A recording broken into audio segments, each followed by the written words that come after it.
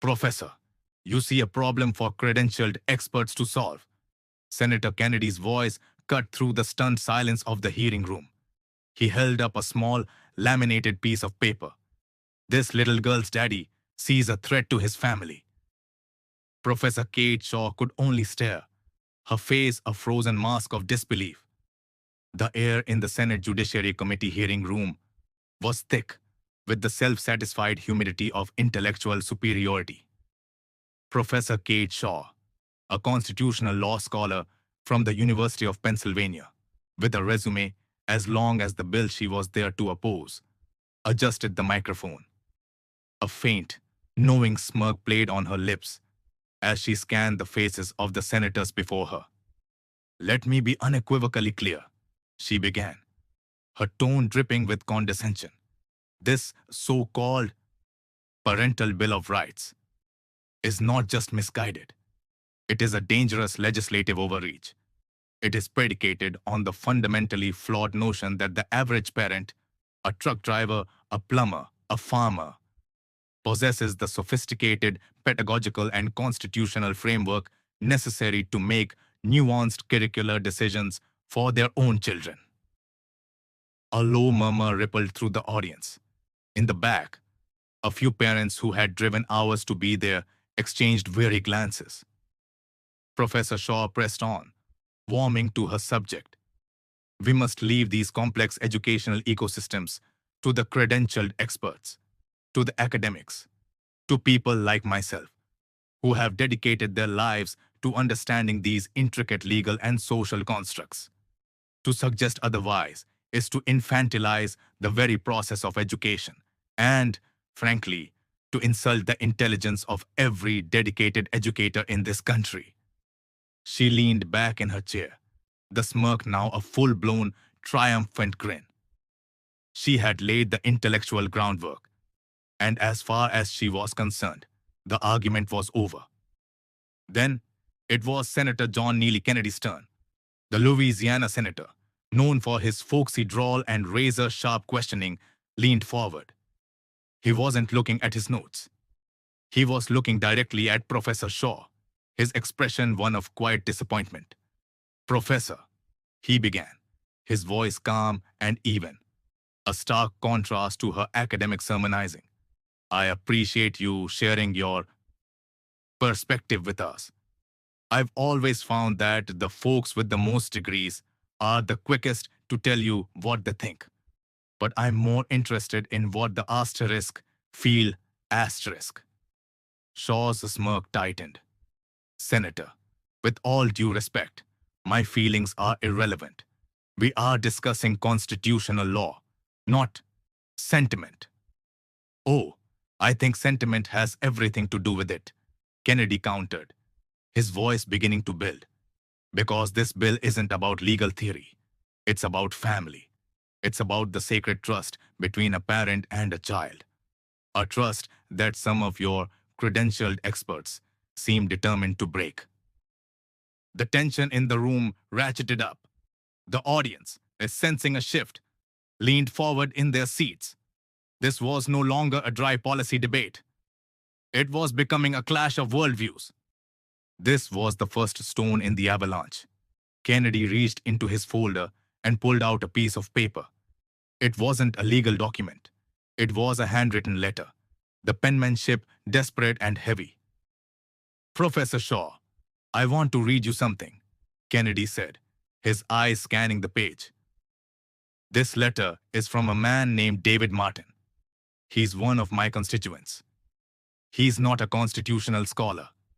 He drives a truck for a living, 12 hours a day, hauling sugar cane, so his two kids can have a better life than he did."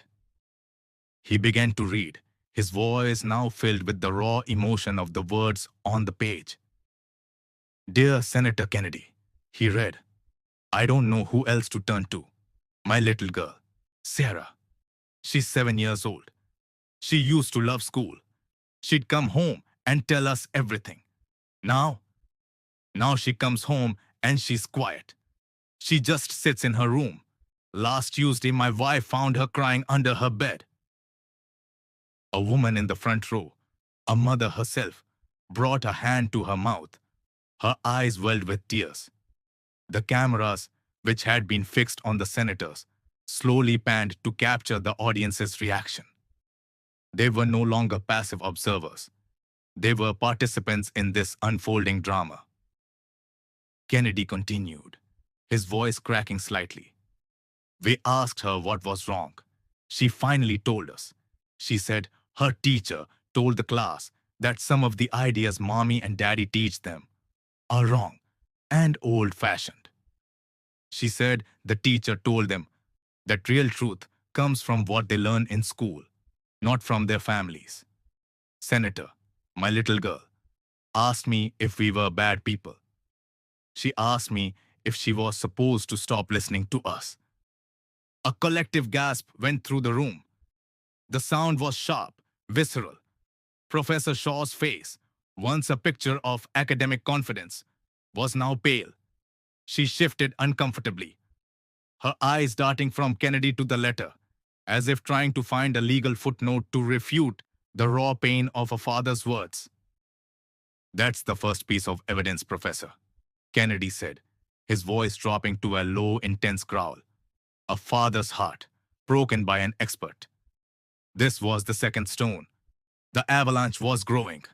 Shaw, seeing her intellectual fortress beginning to crumble, tried to fight back. Senator, this is an anecdote, an isolated incident. You cannot base national policy on one letter. It is emotionally manipulative and statistically insignificant. Insignificant? Kennedy shot back, his voice rising in volume and indignation. You tell that to David Martin. You tell that to the millions of parents across this country who are terrified that the schools they pay for with their hard-earned tax dollars are teaching their children to hate them, to distrust their own families. He reached back into his folder. You want more than an anecdote? How about a picture? He pulled out another item. This one was laminated. It was a child's drawing, done in bright, innocent crayon. It depicted a simple stick figure family, a mommy, a daddy, and a little girl standing between them. But the little girl's face wasn't smiling. It was a downturned curve, with two blue crayon tears running down her cheeks. Underneath the drawing, in the wobbly developing script of a 7-year-old, were the words, My teacher says mommy and daddy's ideas are wrong. Kennedy held it up for the entire room to see. He walked from his seat on the dais toward the witness table, holding the drawing before him like a shield. The cameras zoomed in, and the image flashed across the monitors throughout the room and on the live broadcast. It was simple. It was devastating. It was more powerful than any legal brief or academic paper. The audience was completely silent now. The sound of a single sob from the front row echoed in the vast chamber. Every eye was on the drawing. This human receipt of a child's confusion and pain. Professor Shaw recoiled, as if she'd been struck. Her carefully constructed arguments, her sophisticated frameworks, were reduced to meaningless jargon in the face of this crayon drawing.